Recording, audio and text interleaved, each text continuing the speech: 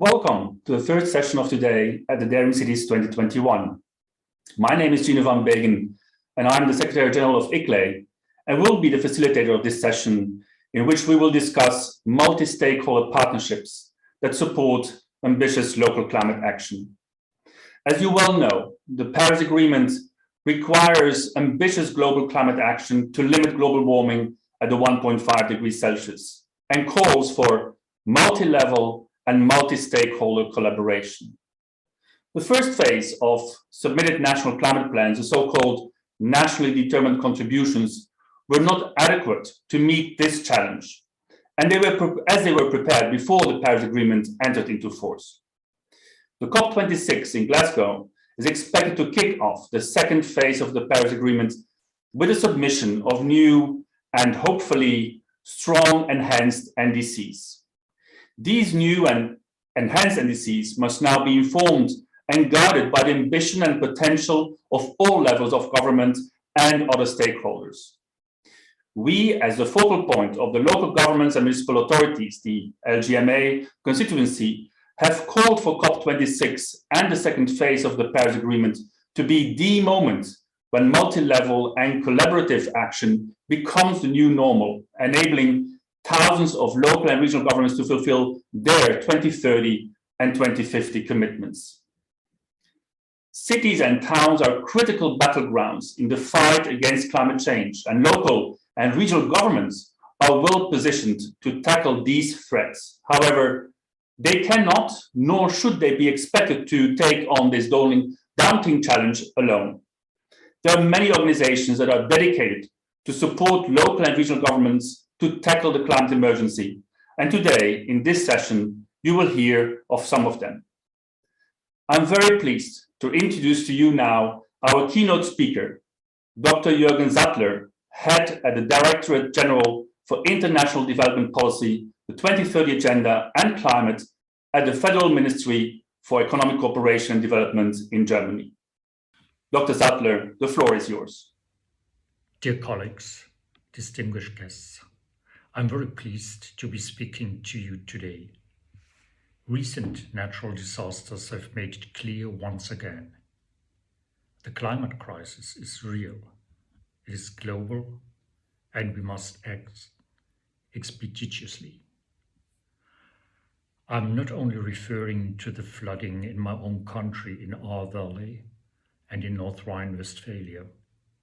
We also witnessed the dramatic consequences in China and Turkey, the forest fires in Southern Europe and North America.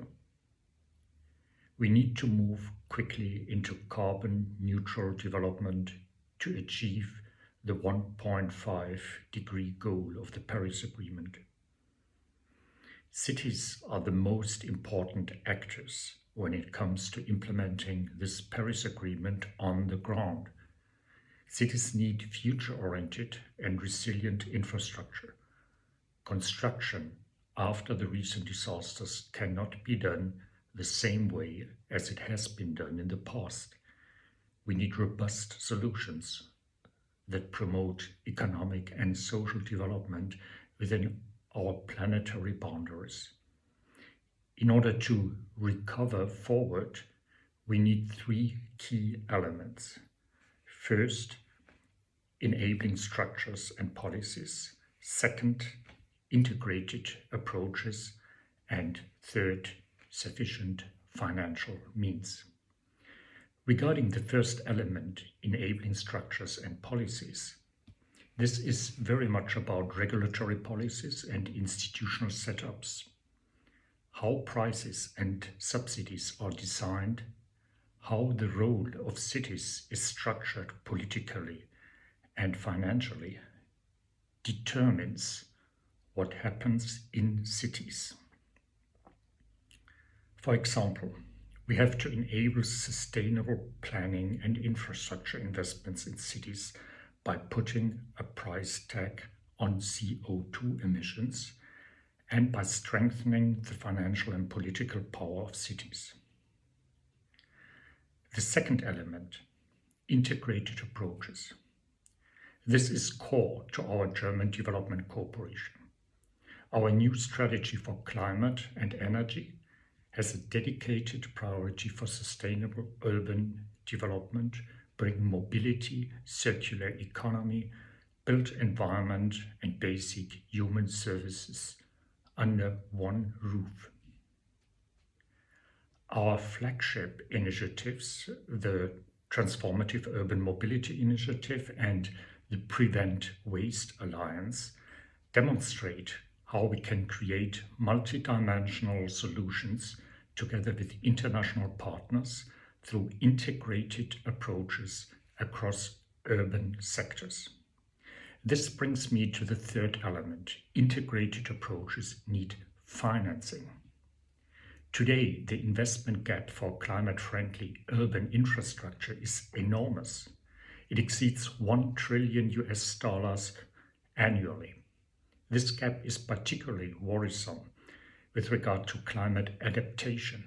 This is why we need good and bankable projects and financing mechanisms that can reach cities directly.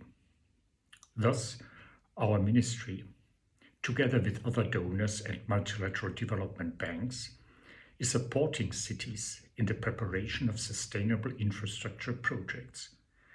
The C40 Cities Finance Facility and the Cities Climate Finance Gap Fund will shape urban infrastructure of the coming decades. During the COVID-19 pandemic, German Development Cooperation has supported rapid recovery measures in our partner cities in Bangladesh, in Mauritania, and in Rwanda. The knowledge gained during the implementation of these Recover Forward action packages will inform national policies and is relevant for urban practitioners worldwide. Together with partners at national and local level, we want to move forward, disseminating integrated urban solutions and empowering cities in their central role for the implementation of our global climate goals. To this end, I wish you a lively discussion with our diverse panelists today. It is time to move toward action. Thank you all. Thank you very much, Dr. Sattler, for sharing with us the support programs that the German Ministry for Economic Cooperation and Development has set up, particularly in the fields of integrated urban solutions and the financing mechanisms that are around that. I would also like here to take this opportunity to, particularly, to thank you and the Ministry for your generous support that we have received to organize this Daring Cities series. Thank you very much for, again, for explaining to us the programs that you are putting in place that are of benefit to many local and regional governments in a number of countries around the world. Thank you so much. I would now like to introduce our very first panel of partners and enablers who support local climate action. And I very much welcome to this first panel, Mami Mitsuturi from UNDR, Dr. Frank Wahler from the KfW Development Bank in Germany, and Nigel Yolans from the EBRD. Let me give the floor first to Mrs. Mami Mitsuturi, the Special Representative of the UN Secretary General for Disaster Risk Reduction and the head of the United Nations Office for Disaster Risk Reduction, UNDRR. Madam Mitsuturi, the floor is yours. Thank you for the opportunity to speak to you today at this high-level session on multi-stakeholder collaboration for a resilient and sustainable urban future in the face of the ongoing climate emergency. The global blueprint to strengthen disaster resilience, the Sendai Framework for Disaster Risk Reduction, has a very clear message. Inclusive and collaborative approaches lead to the most effective and innovative disaster risk and climate action. Inclusive and collaborative governance at the municipal level is a huge opportunity that more and more cities are seizing. Many are founding their disaster resilience efforts on stronger, locally owned partnerships that actively engage citizens and sectors. The impact of the COVID-19 pandemic and the experience of an increasing number of consecutive and compound hazards exacerbated by extreme weather events has underscored the critical importance of resilient and sustainable urban development. My organization, the United Nations Office for Disaster Risk Reduction, UNDRR, prioritizes working with cities because we know that disaster risk reduction efforts are an investment and not a cost. Almost a year ago, UNDRR, along with ICLEI and several other core partners, launched the Making Cities Resilient 2030, widely known as MCR 2030. MCR 2030 provides a clear three-stage resilience pathway for cities. First, to enhance knowledge on risk and resilience. Second, to put in place disaster risk reduction and resilience strategies. And third, to implement actions to strengthen resilience. Cities that are more advanced in their efforts have the opportunity to become MCR 2030 resilience hubs. These hubs offer general guidance and support to many other cities grounded on their own experience. Dubai has become the first resilience hub, and applications to become resilience hubs have already been received from several other cities, including Barcelona, Milan, and Incheon. An online dashboard supports and guides all cities' resilience journey. It also provides a link to services and peers in the process.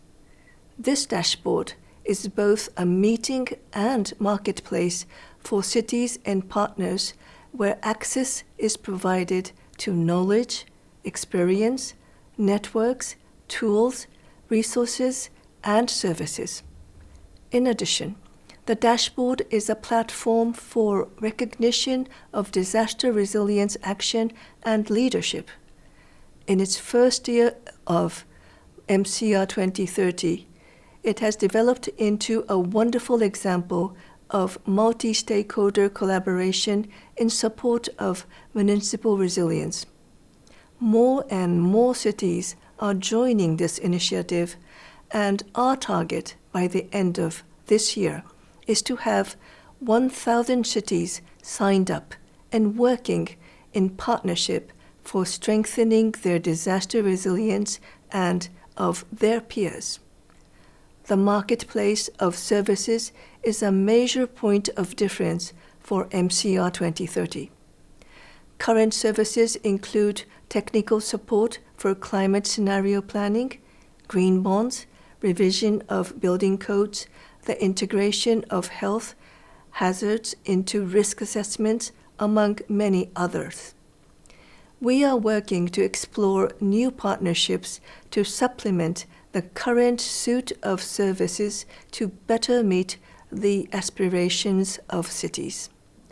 I would like to take this opportunity to commend ICLEI and other core partners for their efforts to accelerate the signing up of cities and service providers to MCR 2030. It is a good start indeed, but we still have some way to go before MCR 2030 begins to reach its full potential.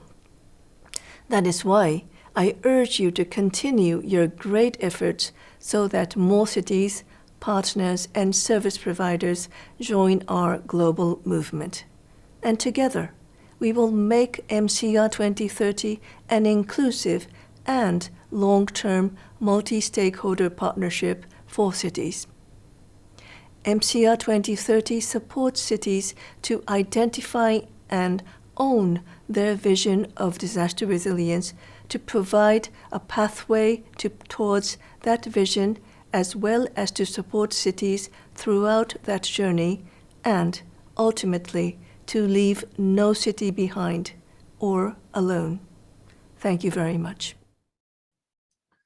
Thank you very much, Mrs. Mitsutori, for your explaining to us the initiatives that UNDRR is undertaking, particularly with regard to municipal resilience. And indeed, from an ICLEI perspective, we are a proud partner and facilitator of the Making Cities Resilient 2030 initiative.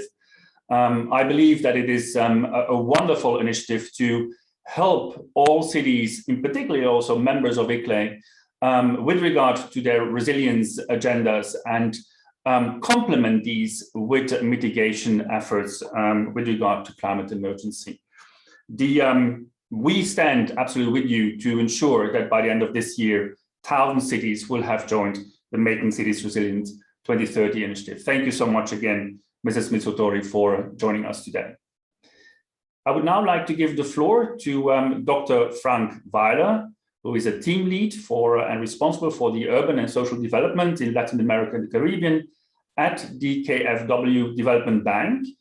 And Dr. Frank Weiler is going to speak on the various programs that the KfW Development Bank has put in place to support local action on climate, in particular with regard to innovative insurance of climate risks. Please, Dr. Frank Weiler, the floor is yours. Thank you very much for this kind introduction. Hello, everybody. My name is Frank Weiler. As was pointed out, I'm the head of division for urban and social development in Latin America. And KfW, I'm working at KfW Development Bank, which is part of the overall KfW Bankengruppe, the banking group. We provide financing and advice, and we support reform processes and investment in developing and emerging countries all over the globe. Achieving the Sustainable Development Goals is a huge challenge, and more so in the light of the increasing negative impacts of climate change and biodiversity loss also, and on top of this, the effects of the COVID-19 pandemic. We all know that especially poor and vulnerable countries will suffer from this climate change, and they are the countries that are least prepared to cope with climate-related problems and disaster risks. And we see a role for national governments, but also for city and regional governments to provide solutions and help improve resilience. I would like to highlight in this context the role of insurance. Risk insurance can, and from our point of view, should be part of an overall risk management strategy and contribute to a well-needed paradigm shift from reactive crisis response to anticipatory action. Climate risk insurance, what is it? It's a pre-arranged financial instrument that allows payments to be made within hours of an event occurring, very, very fast. And KfW is a global leader in the field of climate risk insurance. We are a bank, and as a bank, we cannot provide insurance directly, but we provide equity, loans, grants, and technical assistance in this context. And mostly we work on behalf of our Ministry of Economic Cooperation and Development, the BMZ. We see that COP21 has made a very important point in highlighting the importance of climate adaptation. And following that in 2017, the German government, together with partners from the G20 Plus and from the V20, launched the so-called Insure Resilience Global Partnership. And this is really a multi-stakeholder engagement. It's with the aim of enabling more timely and reliable disaster response to developing countries. It's a partnership that counts more than 90 members, and they come from industrialized and development countries. They come from civil society, the private sector, development banks as ourselves, multilateral organizations, and academia. And I think it's really the key global initiative for scaling up financing and insurance solutions for climate and disaster risk in developing countries. So that's really a multi-stakeholder engagement, and we see this as a very, very important initiative. And part of this partnership is what we call the Insure Resilience Solution Fund, which helps develop innovative insurance solutions to mitigate the negative impacts of climate change. And what is very special about it, it always does this in partnership with the private sector. So it's always a tandem of a development partner, which can be a city or can be an institution, ministry, player, and parts from the private sector. So this is very important. Just to give you two examples where the ISF, the Insure Resilience Solution Funds, support cities, I take the examples of the Colombian cities Medellin and Manizales. There, the ISF is helping to develop insurance solutions to help in cases of floods, earthquakes, and landslides. And these cities, these solutions will be part of the city's disaster risk management plan. So it's really an integral part of the city management. And we also contribute to improve the use of climate data and of weather models that are there. So this just as two examples. Last but not least, I'm very happy here to announce that like 3 months ago, we have started a new climate risk insurance project with our partner ICLEI, with a regional focus on Latin America, the region I stand for at KfW. The new project, we call it the Urban Infrastructure Insurance Facility. It's also funded by our ministry, by the BMZ. And if you are interested in more details about it, ICLEI will give more information on this at the ICLEI Daring Cities event on October 26 at 4 o'clock. There will be a slot which explains this. So for all of those who are interested to learn more about this, you're very welcome. Please don't miss the event, October 26, 4 p.m. We're looking forward to seeing you there. Thank you. Thank you very much, Dr. Weiler, for explaining to us the programs, the enabling programs that the KfW Development Bank is undertaking. And again, here also from the perspective of ICLEI, we are very, very grateful for being your partner in Latin America and in Central America to spread towards cities this new pre-arranged financial instrument for climate risk insurances and climate risk resilience insurances. So it's I believe a very, very innovative way of trying to bring cities together on and discussing and committing to insurance packages together, and hopefully to help them to overcome also some of the problem that we are having with regard to individual insurancing. So the combination of those efforts is wonderful. It's obviously innovative. It means therefore it is experimental also for us to find our ways in this, but we are very, very optimistic that this is a perfect additional instrument that can help cities to cope with the negative impacts of climate change. So once again, thank you very much for your partnership and for enabling this particular supporting program. Let me now give the floor to another representative from the finance sector, Mr. Nigel Jolans, who is the Associate Director at the European Bank for Reconstruction and Development. And Mr. Jolans, I would just like to ask you to share your thoughts on what the EBRD is doing to enhance the support to local and regional governments. I know that you have installed the Green Cities program in Europe as the EBRD with a ambition to help in particularly local and regional governments to address the climate emergency and to obtain climate neutrality in their actions. So, Mr. Jolans, I'm very pleased to give the floor to you now, please. Thank you very much, Gino, and it's a pleasure to be here with you at Daring Cities.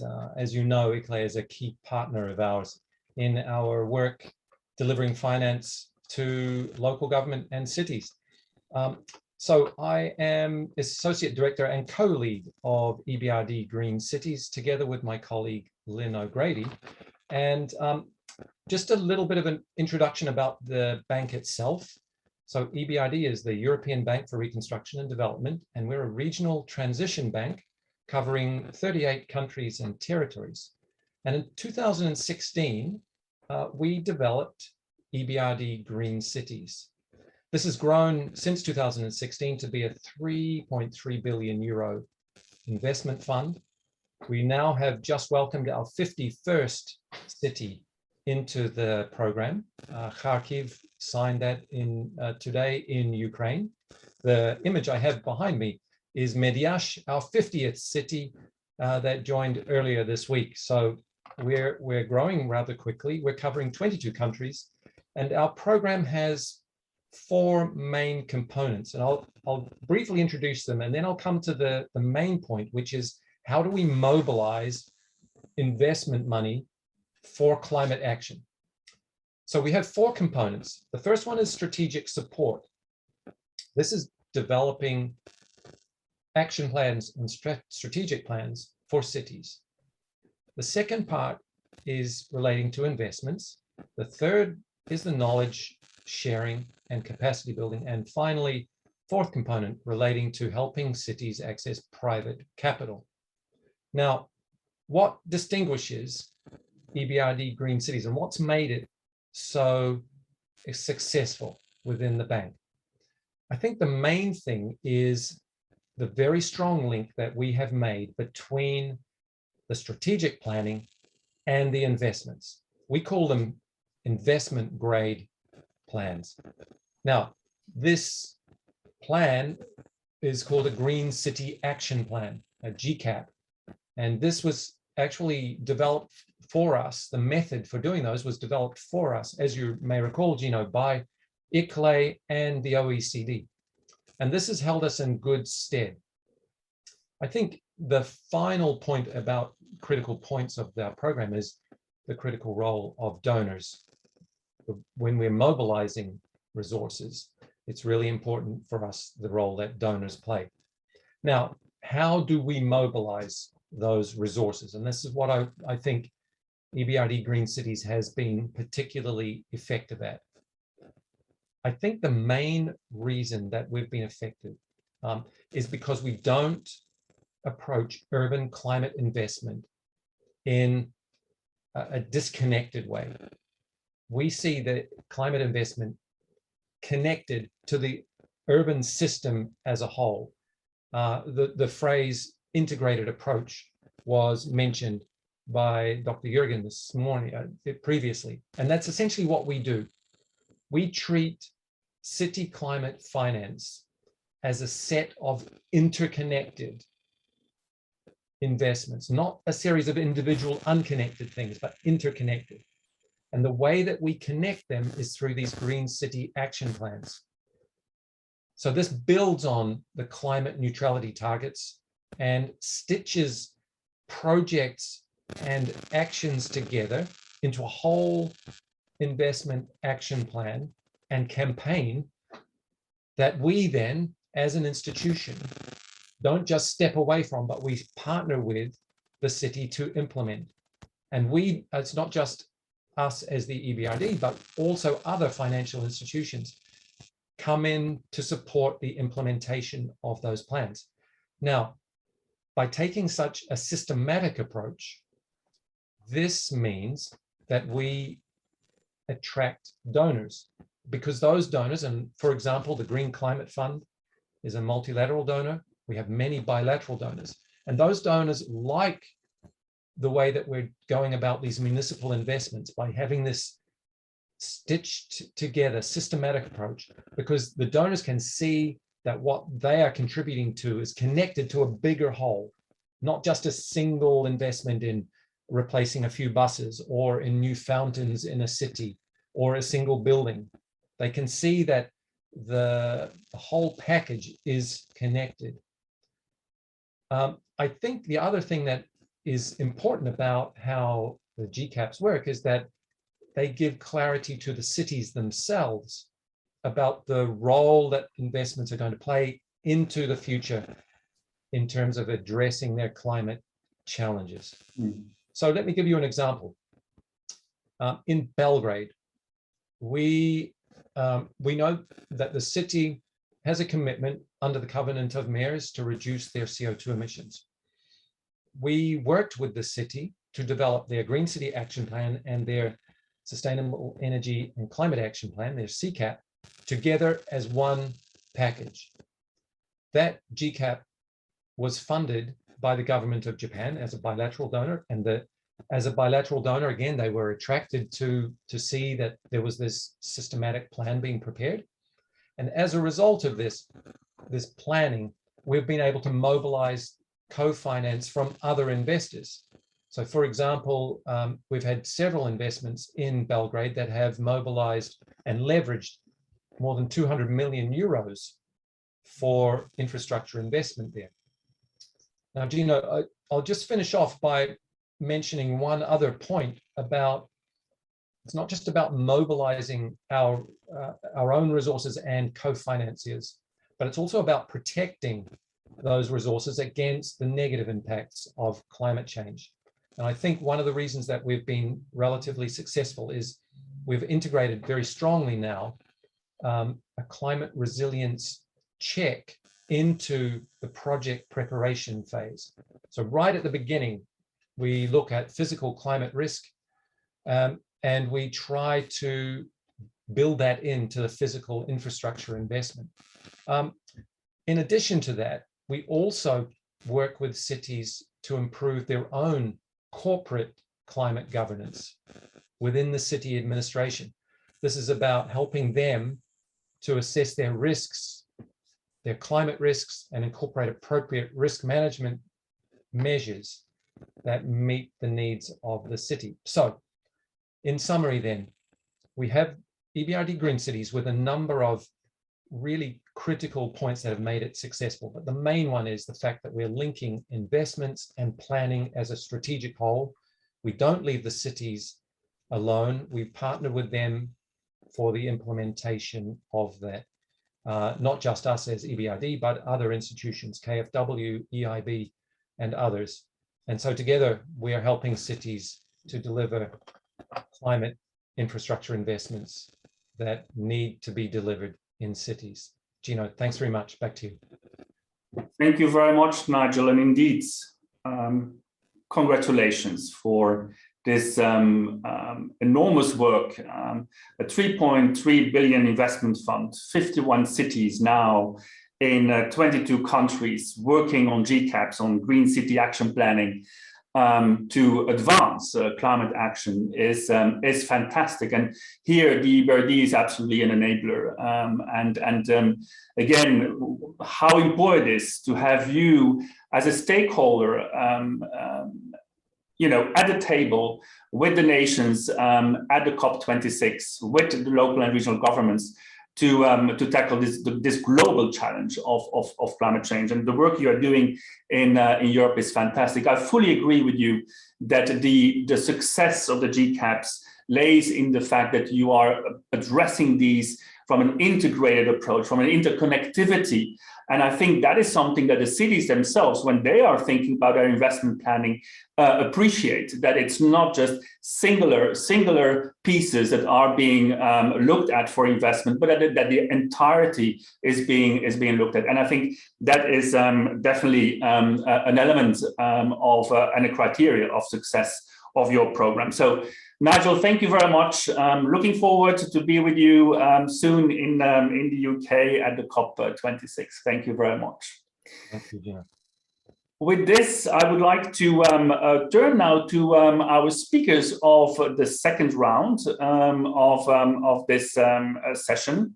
And in the second round, we will hear from Jocelyn Blériot from the Ellen MacArthur Foundation.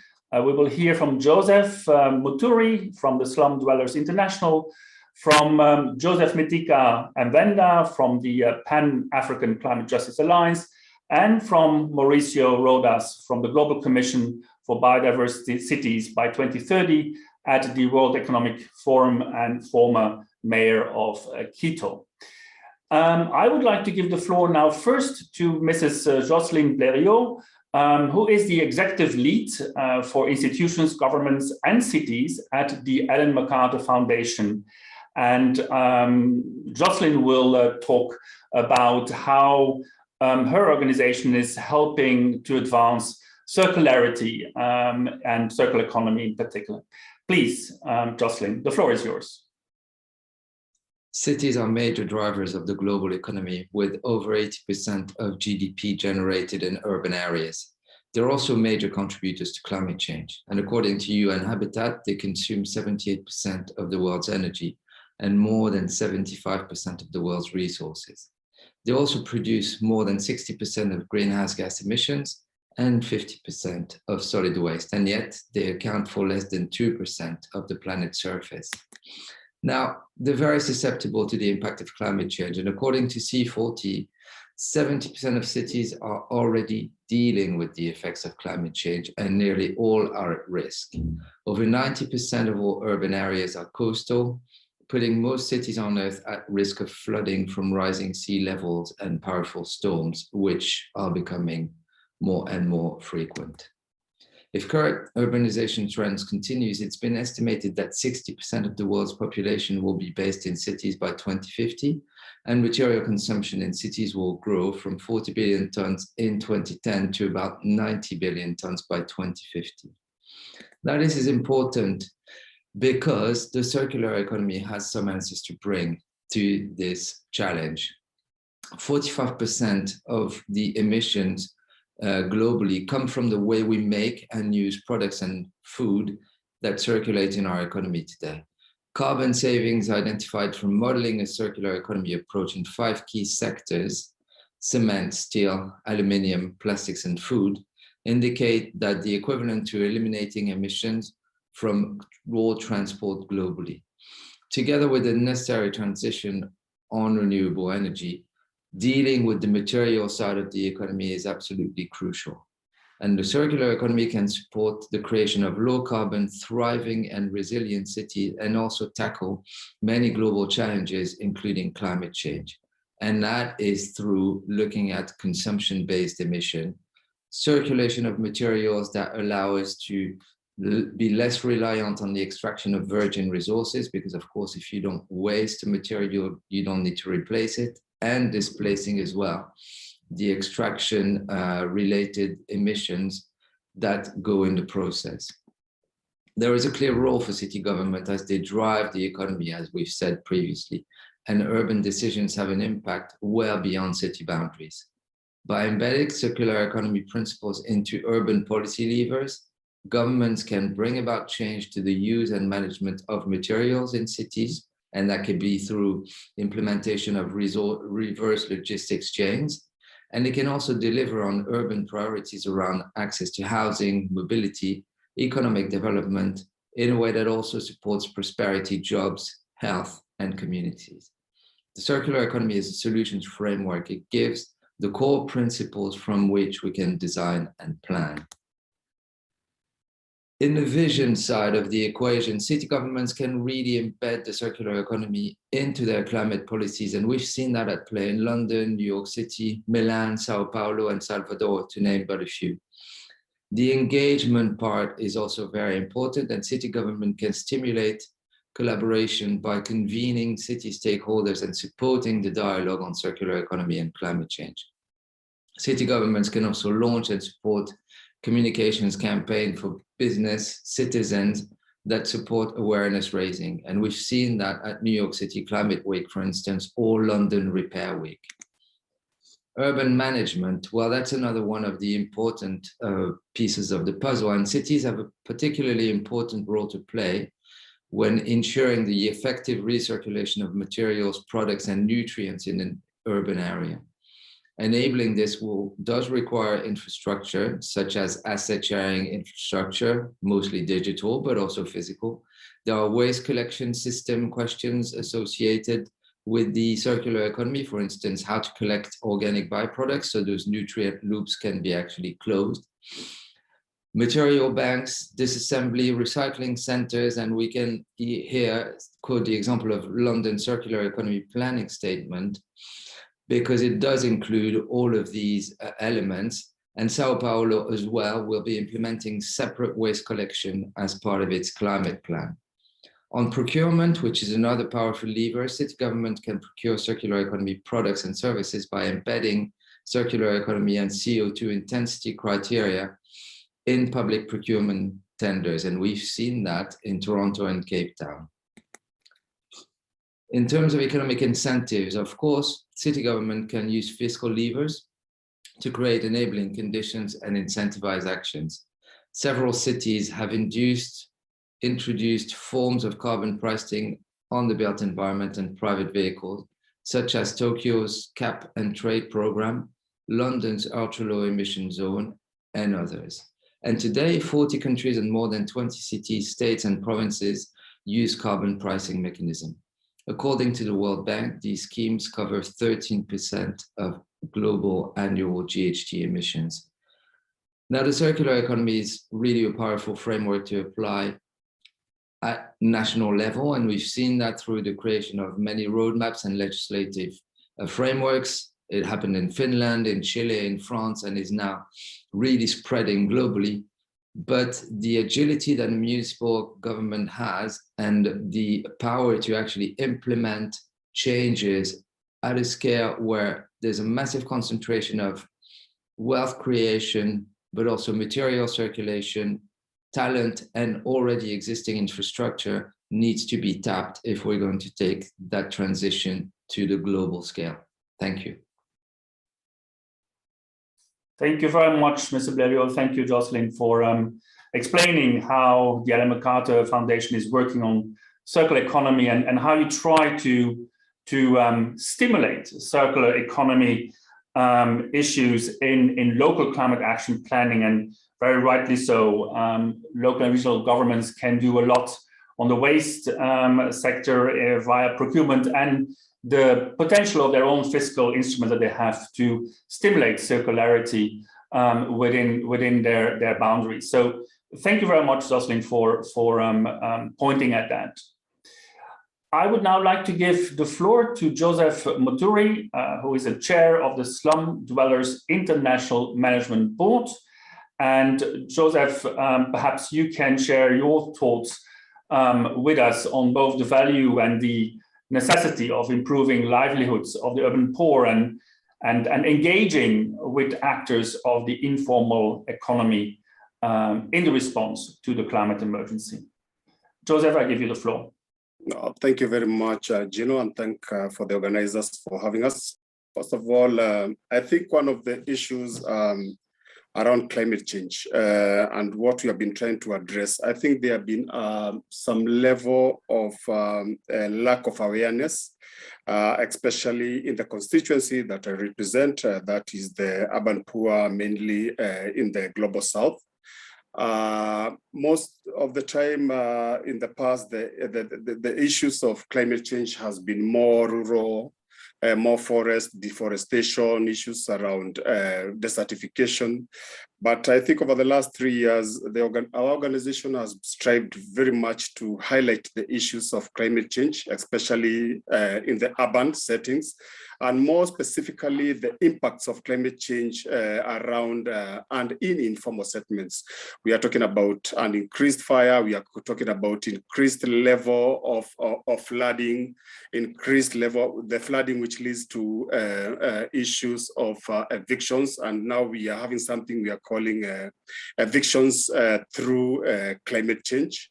And also that comes with other effects in terms of how communities, especially poor communities, vulnerable communities, and I think it's all came up during the COVID pandemic, where all of us were left very vulnerable, and I think the urban poor felt the brunt and are still up to today feeling the brunt of the COVID. And I think the other lessons we learned about COVID is how, especially people in cities, how interrelated, how interlinked we are. And I think in the past, the attitude of most city managers was, that is their problem, that is not. And I think it has shown us the issues of climate change, it's everyone's problem. So one of the things that we have also been trying to do is to demystify the agenda of climate change. Because still, even up to now, we believe the discussion and the debate and the dialogue around climate change is a little bit elitist. It's need to be, we need to localize the discussion around climate change. We need to look at what efforts people are doing in urban, especially if you go to most informal settlements, people are using alternative energy, people are using one or the other, there's something they are doing towards their community in terms of mitigating, in terms of resilience. So how do we scale up whatever communities are doing? Because at the moment, the discussion is very high level, at the city level, at the national level, but it's lacking at the grassroots level. And these are initiatives and programs that need to be supported by the city, by other like-minded partners who are in this climate change space. So there's also the issue of we need to nurture and maintain long-term citizen engagement, especially on urban areas, especially on cities, is to build a partnership, which was clearly demonstrated during COVID, where communities, especially marginal communities, worked well with the city in terms of response. But now we need to move beyond just the emergency response and come up with long-term strategies of addressing some of these challenges which are there live, and I think the threat is still there. It's not going anywhere. So we also need, as people in this space and cities, to design platforms of engagement between the city managers, national government, other stakeholders, business, others, climate change champions, and resilience champions. We need to create those spaces for inclusion, for the debate doesn't become elitist, that doesn't become very, very technical. So the other thing is to strengthen, I mentioned, the collaborative governance. So this will come through social learning. So we also need to address the issues of, really strengthening the issue of digital access, because at the moment, I think everything is digital in terms of relaying information, in terms of gathering information, in terms of gathering data and rapid relaying of information, whether it's early warning systems for people to be more prepared. And the other also to strengthen the dialogue between the digital technical developers, climate information producers, and then at the lower end, grassroots users, to make this very useful and usable information flows. Thank you. So the other thing we need to look at is to enhance the access to longer term climate information. At the moment, we are very reactive. We react after we are facing these challenges. We react after flooding. We react after disaster. We react. Some of the countries which are experiencing high heat levels. So those are things that we need to enhance the access to all this information. So the final one, I think, is to strengthen grassroots networks. This I mentioned before, is to strengthen, really strengthen networks. The reason I'm saying this, if you look at our cities, especially in the global south, you'll find that almost 40 to even half % of the population live in very poor areas, in informal settlements. So we need to strengthen all these networks and also networks that we will interpret longer term climate information. And the last one, invest in vertically connected, locally organizational structures. At the moment, cities are not connected. Each city is doing their own little thing at their corner. They have their own emergency measures. They have their own programs.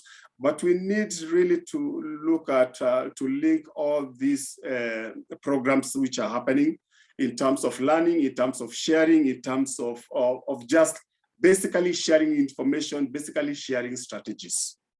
I think my time is up, if I'm not mistaken. Thank you, Mr. Muturi. Thank you, Joseph. Thank you very much, Gino.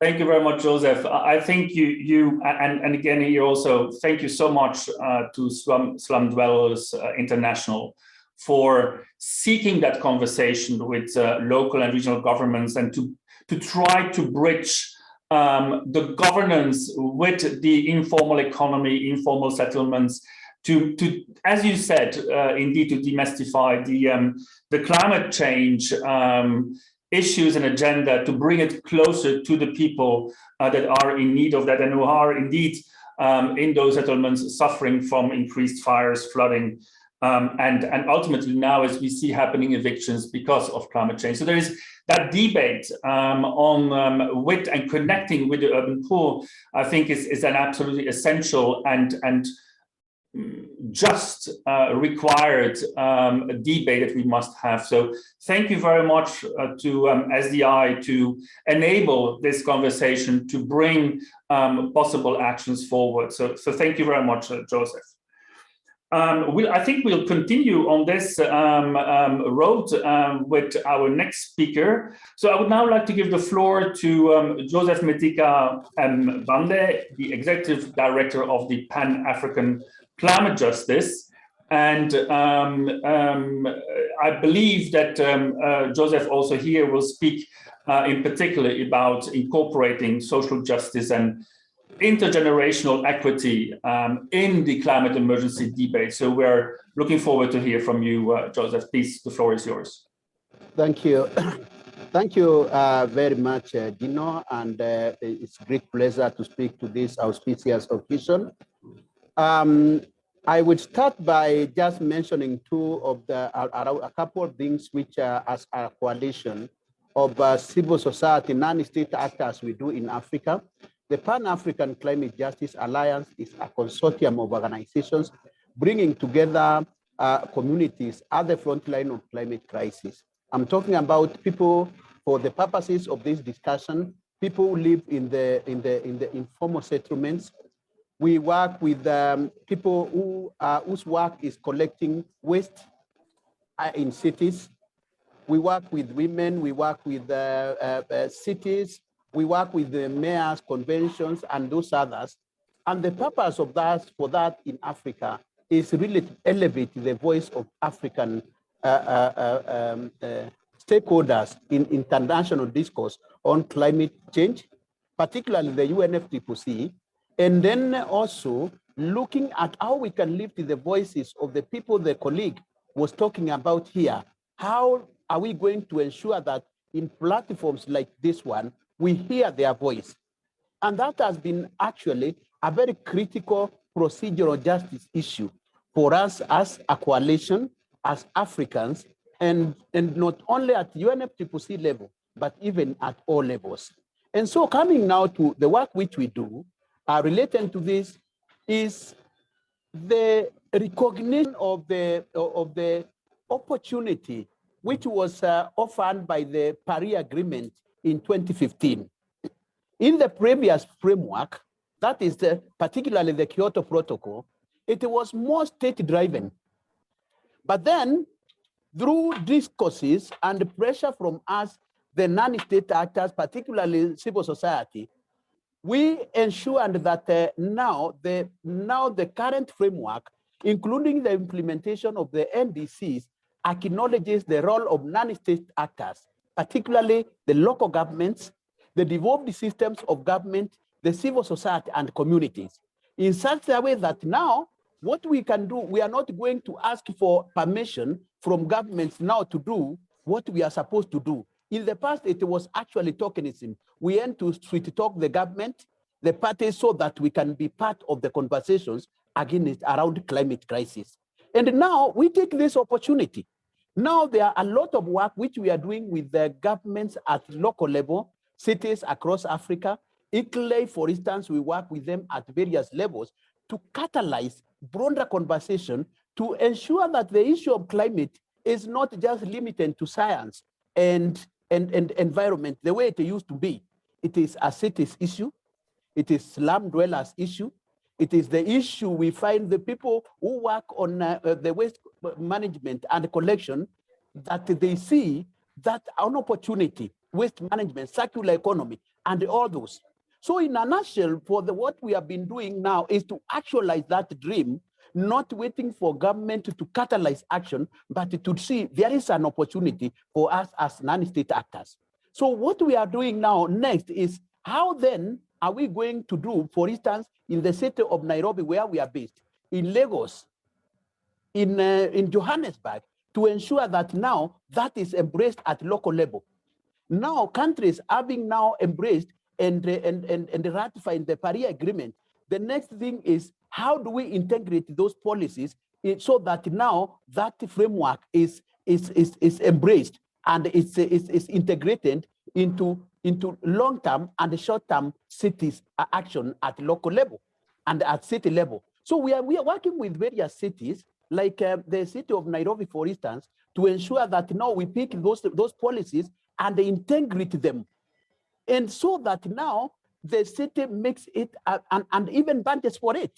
Because that is what Paris Agreement fails to, I mean the Kyoto Protocol and the entire climate change convention has failed to do, devolving that is devolving these policies at the local level. And when that is done, then that is where the issue of justice comes in. We ask this city, what is the role of the people who collect the waste?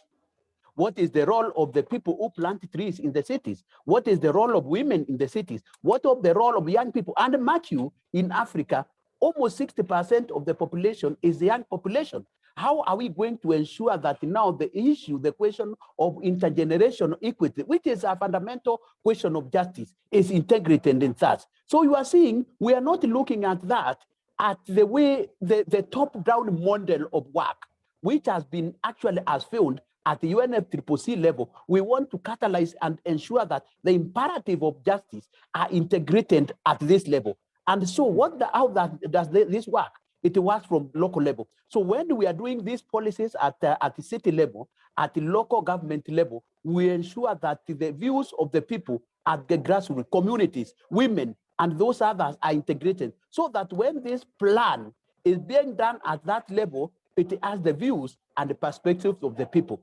And so that when we catalyze these issues, then there will be no reason for that city not to implement them. Because in the past, we have got very good policies, but rotting, gathering dust at ministries of environment level, or even at government level. But if something is really integrated and driving the people, then the people will drive the policies. So the issue of policy formulation, the Paris Agreement, trickle down of it at national level, at the devolved system level, that is the city, and at community level. Now that means that the people know what they are doing, and they know their role in this implementation, and then that's why you can see there is a lot of action in the areas what we are working. So this is actually work in progress.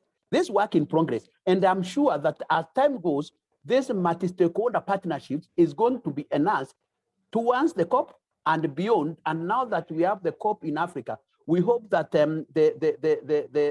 this initiative will work with us in trying to see how we can take these good practices forward. Thank you very much.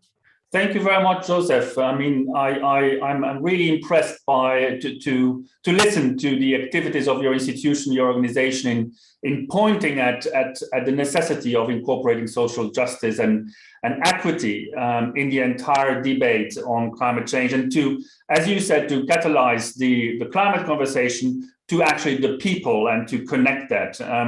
Thank you very much, Joseph, for explaining to us how your institution is helping and supporting local and regional government cities in particular to address these issues.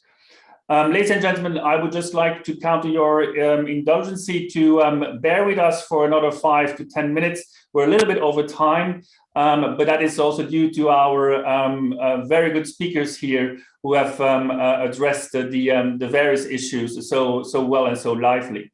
So bear with us for another 5 minutes. I would like to give the floor now to Mr. Maurizio Rodas, who is the co-chair of the Global Commission for Biodiversities by 2030 at the World Economic Forum and former mayor of Quito. Mr. Rodas, perhaps you can contribute your thoughts on how local and regional governments can create the synergies that we need to address both climate and biodiversity emergencies at the same time, and perhaps also at the World Economic Forum, how to engage the private sector in these efforts. Mr. Rodas, please, the floor is yours. Thank you so much, Gino. I am delighted to be part of this conversation, which is about a very relevant topic, which is how to build meaningful partnerships through a multi-stakeholder effort to support climate action in cities. And I would like to talk specifically about one example of this, which is the Global Commission on Biodiversities by 2030. This is an initiative that was launched last May by the President of Colombia, Iván Duque, and the World Economic Forum. And the Commission groups more than 30 experts from different fields. People coming from the private sector, of course, from the financial sector, academics, scientists, representatives from city networks like ICLEI and others, people working on cities, NGOs, different backgrounds, to provide their expertise and knowledge to support cities in their efforts to protect and restore biodiversity as a means to achieve sustainable development. I have the pleasure to be one of the co-chairs of this commission, along with Dr. Lina Chang from Singapore. Now, adequately addressing biodiversity conservation and restoration in cities demands an effective multi-stakeholder approach to align ambitions towards accountable steps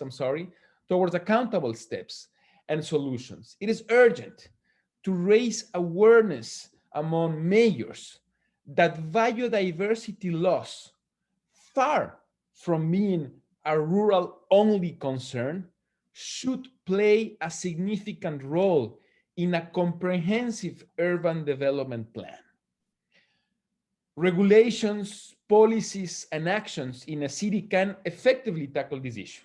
For example, cities can significantly contribute to reduce biodiversity loss through land use policies while laying out a positive urban dynamic. The definition of natural reserves, urban parks, and green areas contribute to maintaining natural wildlife within cities' borders. Furthermore, the establishment of watersheds, as well as building restrictions that prohibit public and private infrastructure construction on wetlands, not only maintains natural ecosystems and conserves biodiversity, but also prevents natural risks. Also, a specific land use for urban agriculture contributes to soil conservation, urban hydrology, microclimate improvement, and urban biodiversity. These are just some of the examples of the actions that can be taken to preserve urban biodiversity as a means to foster a more green and sustainable future. With the aim of improving their population's quality of life, mayors should become urban biodiversity champions and work closely with their national government, international organizations, the private sector, civil society, and academia through a multi-stakeholder approach, articulating a cross-sectoral effort as the only viable vehicle to undertake such a complex and time-pressing endeavor as conserving and restoring biodiversity. Building strong and diverse partnerships will allow decision makers to act based on best practices and a strategic long-term vision. And I have learned about the importance of a multi-stakeholder approach and particularly community engagement. During my time as mayor, collective action was key to preserve the rich biodiversity in the Andean Chocó cloud forest in Quito, where locals promoted a citizens' consultation asking the community about mining exploitation in the area. And 97% of citizens responded that they did not agree. In order to support people's decision, I passed a resolution recognizing their will and prohibiting mining activities in that ecologically fragile area. And we can find similar examples of a fruitful collaboration between the public sector and other relevant players, which is key for innovation. Like, for example, the Urban BioKits program from the city of Montreal, designed to educate children on urban biodiversity conservation, or the Planetary Health Diet Initiative from C40 that has been implemented in 14 cities to mitigate climate change, halt biodiversity loss, and build prosperous economies.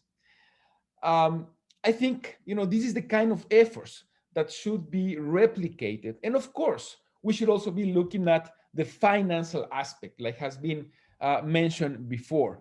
Bold reforms that involve national governments, international financial institutions, and the private sector are urgently needed to make the financial architecture more cities-friendly. We definitely need to come up with new and innovative ways to foster investments in climate-related initiatives in cities, to foster innovative investments to protect and restore biodiversity in cities. That's fundamental for a greener future. And key enabling factors for success will be the implementation of such innovative initiatives to foster public and private participation in urban biodiversity projects, understanding that conserving urban ecosystems should not only be seen as part of a green agenda, but more broadly as a driver for economic growth and job creation.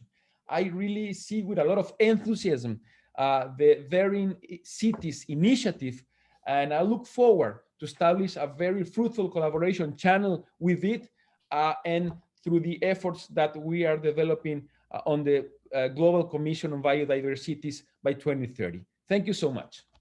Thank you very much, Mauricio.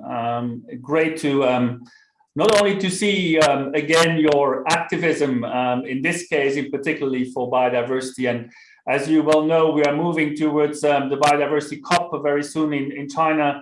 That is a moment where nations will have to decide on the new strategy for biodiversity for the next 10 years.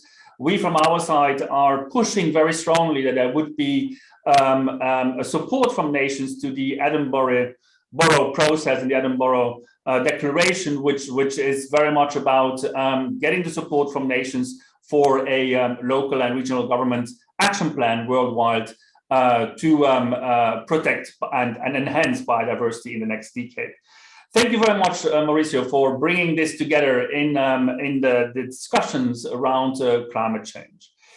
Ladies and gentlemen, I think we have come with the intervention of Mauricio at the end of our second panel conversation. I would just like to thank all of the speakers that have contributed to this session here today. We heard about risk reduction and resilience from the UNDR. We heard about financing and insurances from KfW and the EBRD. We heard very much about circular economy from the Ellen MacArthur Foundation, from the Slum Dwellers International, the need to reach out and integrate informal economies and settlements into the debate, as well as the justice part and equity was mentioned by the colleagues from the Pan-African Climate Justice Alliance. And Mauricio here just addressed the need to also connect the global climate agenda to the biodiversity agenda, and in particularly through biodiverse cities by 2030. I would just like perhaps to ask our team to show us the results of the poll. Yeah, so the question we were asking here was in particular what type of support is most needed by your city or region amongst the participants that are here at this participating at this session. And here you can see capacity building and access to finance are the biggest demands for support and data, as well as vocational training. That, I think, very well concludes also on the session here, where we have addressed these issues of further capacity building, of bringing the various agendas, and in particular, of course, the climate agenda to the people, whilst at the same time ensuring financing. We have heard that there are a number of organizations that are trying to support on these particular points and needs, that they are trying to enable cities and regional governments to act further on the climate emergency via their own programs. So thank you very much again to all of the speakers. Thank you to the participants for having been with us. Our apologies for having gone over time, but I do hope that you felt that this was an interesting session. Please stay on with us in the Daring Cities sessions. There are still 2 sessions today, and of course tomorrow and on Friday. Thank you very much for now, and looking forward to meeting you again in one of the next sessions. Thank you. Bye-bye.